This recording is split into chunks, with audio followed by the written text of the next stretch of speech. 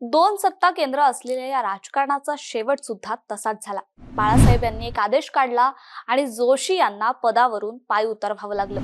काँग्रेसचं सरकार जाऊन 1995 मध्ये शिवसेना आणि भाजप युतीचं सरकार आलं आणि या युतीचे मुख्यमंत्री होते मनोहर जोशी। त्यांच्याकडे मुख्यमंत्री पद असलं तरी रिमोट मात्र बाळासाहेब ठाकरे यांच्याकडे राहिला। अगदी पहिल्या दिवसापासूनच बाळासाहेब यांनी जोशींना मुख्यमंत्री बनवलं आणि नंतर एक आदेशही काढला आणि जोशी यांना मुख्यमंत्री पदावरून पाय उतरवावं लागलं। यानंतर जोशी यांना याबाबत विचारणा करण्यात आली तेव्हा ते म्हणाले, जो पद देतो त्याला ते काढण्याचा अधिकार आहे। बाळासाहेबांनी ज्यावेळी जोशींना मुख्यमंत्री केलं तेव्हा त्यांनी का केलं असंही मी विचारलं नाही, त्यामुळे राजीनामा देण्याचे आदेश त्यांनी दिले तेव्हा मी तात्काळ राजीनामा दिला। 1995 मध्ये मुख्यमंत्री पद मिळावं यासाठी मी आणि सुधीर जोशी दोघेही बाळासाहेबांना भेटलो होतो। बाळासाहेबांनी मला पसंती दिली। आपण प्रेयसीला कधी विचारतो का की माझ्यावरच का प्रेम केलं? असेच बाळासाहेबांचे कडवे शिवसैनिक मनोहर जोशी आज आपल्यात नाही। मनोहर जोशींना मुख्यमंत्री पदावरून पायउतार का व्हावं लागलं? तर झालं असं होतं, 1999 जानेवारीचा शेवटचा आठवडा होता। वर्षा आणि मातोश्री बंगल्यांमधला तणाव अगदी टोकाला गेलेला। वर्षा बंगल्यातल्या मुख्यमंत्र्यांना मातोश्रीमध्ये राहणाऱ्या साहेबांकडून एक मोजक्या शब्दातला संदेश आला आणि मनोहर जोशी यांनी आपलं पद सोडलं। वरवर गिरीश व्यास प्रकरणामुळे राजीनामा द्यावा लागला असंही चित्र उभं राहिलं तरी दोन्ही सत्ता केंद्रात त्याआधीपासूनच संघर्ष होत होता। त्यातलं एक केंद्र होतं मुख्यमंत्र्यांचं आणि दुसरं केंद्र होतं पक्षप्रमुखांचं। साधारणतः प्रादेशिक पक्षांमध्ये एखाद्या राज्याची सत्ता आली की त्या पक्षाचे पक्षप्रमुखच मुख्यमंत्री होतात, पण महाराष्ट्रात शिवसेना भाजप युतीचं सरकार 1995 मध्ये आल्यावर असं झालं नाही। युतीतला तेव्हा जास्त संख्याबळ असणारा पक्षाच्या म्हणजे शिवसेनेच्या प्रमुखांनी मुख्यमंत्री होण्याऐवजी ते पद दुसऱ्या नेत्याला द्यायचं ठरवलं। मनोहर जोशी मुख्यमंत्री झाले, उपमुख्यमंत्रीपदी भाजपचे गोपीनाथ मुंडे आले आणि बाळासाहेब ठाकरे यांनी उघडपणे सरकारचं रिमोट कंट्रोल होण्याचा निर्णय घेतला। शिवाजी पार्कवर झालेल्या शपथविधीत राज्यपाल पी.सी. अलेक्झांडर यांनी मनोहर जोशी यांना मुख्यमंत्री पदाची शपथ दिली। सेना भाजपच्या नेता निवडीच्या आदल्या दिवशी बाळासाहेब ठाकरे यांनी मला उठ म्हटलं की उठणारा आणि बस म्हटलं की बसणारा मुख्यमंत्री हवाय। मुख्यमंत्री कुणी हो, सत्तेचा रिमोट कंट्रोल माझ्याच हाती राहणार आहे। त्यामुळे महाराष्ट्रात दोन सत्ता केंद्र तयार होणार आणि या केंद्रांमध्ये वादाच्या ठिणग्या उडत राहणार याचे संकेत मिळाले होते। या मुद्द्यांवर घडलेली एक घटना शिवसेना प्रमुख आणि मुख्यमंत्री यांच्यातील वादाची ठिणगी ठरली।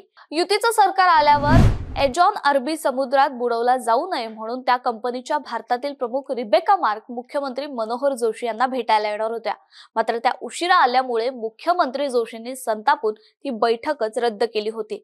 वास्तविक रिबेका मार्क त्याच वेळेस मातोश्रीवर शिवसेना प्रमुख बाळासाहेब ठाकरे यांच्याशी चर्चा करत होत्या, मात्र या घटनेतून विपरीत अर्थ काढण्यात आला।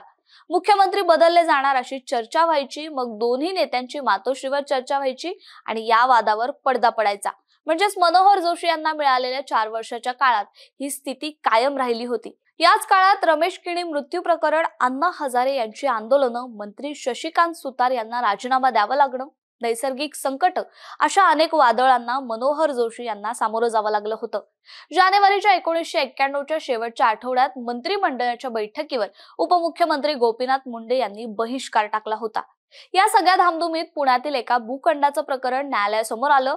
मुख्यमंत्री मनोहर जोशी यांचे जावई गिरीश व्यास यांच्यासाठी पुण्यातील शाळेसाठी आरक्षण असलेल्या भूखंडाचं आरक्षण बदलल्याचा ठपका त्यांच्यावर ठेवण्यात आला। मुख्यमंत्री बदलण्याच्या चर्चेला आता निर्णायक वळण मिळालं होतं। मनोहर जोशी यांनी आधीच राज्यपाल पी.सी. अलेक्झांडर यांच्याकडे राजीनामा देऊनच मला भेटायला या असा निरोप शिवसेना प्रमुख बाळासाहेब ठाकरे यांनी पाठवला होता आणि मुख्यमंत्री बदलण्यात आले। मनोहर जोशी यांच्यानंतर शिवसेनेचे नारायण राणे युती सरकारचे दुसरे मुख्यमंत्री झाले। नारायण राणे यांनी आपल्या नो होल्ड बार्ड या पुस्तकात मनोहर जोशी यांच्या राजीनाम्या आधीच्या काळाचं वर्णन केलं होतं। मनोहर जोशी स्वतःला वेगळं सत्ता केंद्र मानत आहेत अशी भावना साहेबांच्या मनात निर्माण झाल्याचं आपल्याला लक्षात आलं, असं राणे लिहितात।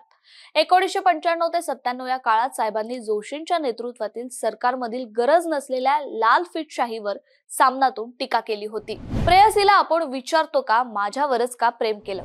बाळासाहेबांच्या निधनानंतर एका दसरा मेळाव्यात मनोहर जोशी यांना व्यासपीठ सोडून जावं लागलं होतं। याबद्दल एका कार्यक्रमात जोशी यांनी आपल्या भावना व्यक्त केल्या होत्या। त्यात त्यांनी आपलं मुख्यमंत्रीपद गेलं तेव्हा काय वाटलं होतं हे सुद्धा सांगितलं होतं। ते म्हणाले, 1999 मध्ये एका गैरसमजातून मुख्यमंत्री पद गेलं। बाळासाहेबांचं माझ्यावर नितांत प्रेम होतं, म्हणूनच शिवसेनेतील सर्व पदे मला मिळाली. उद्धव ठाकरे यांचंही माझ्यावर प्रेम आहे. वडील आणि मुलाच्या प्रेमाच्या पद्धतीत फरक असू शकतो, तसंच कम्युनिकेशन गॅपही असू शकतो. त्यामुळे दसरा मेळाव्यातही गैरसमजाचा फटका बसल्यानंतरही मी सारे काही माफ करू शकतो. तिहेरी कसरत. बाळासाहेब ठाकरे आणि मनोहर जोशी दोघेही आता या जगात नाहीयेत, पण मातोश्री आणि वर्षा अशी कसरत करताना जोशी यांनी 4 वर्ष मुख्यमंत्री पदाचा जो काही कार्यकाळ सांभाळला तो खूप कठीण होता. शिवसेना, प्रशासन आणि मुख्यमंत्रीपद अशी तिहेरी कसरत होती ती. मनोहर जोशी हे एकमेव नेते आहेत ज्यांनी ठाकरेंच्या 4ही पिढ्यांबरोबर काम केले. अगदी प्रबोधनकार ठाकरेंपासून आदित्य ठाकरेंपर्यंतची शिवसेना मनोहर जोशींनी पाहिली होती. इतकंच नाही तर अगदी शेवटचा श्वासही त्यांनी शिवसेनेतच राहून घेतला. राजकारणातील प्रत्येक अचूक बातमीचे सर्वात आधी अपडेट्स मिळवण्यासाठी सरकारनामाच्या सर्व सोशल मीडिया प्लॅटफॉर्मला लाईक, फॉलो आणि सबस्क्राईब करा.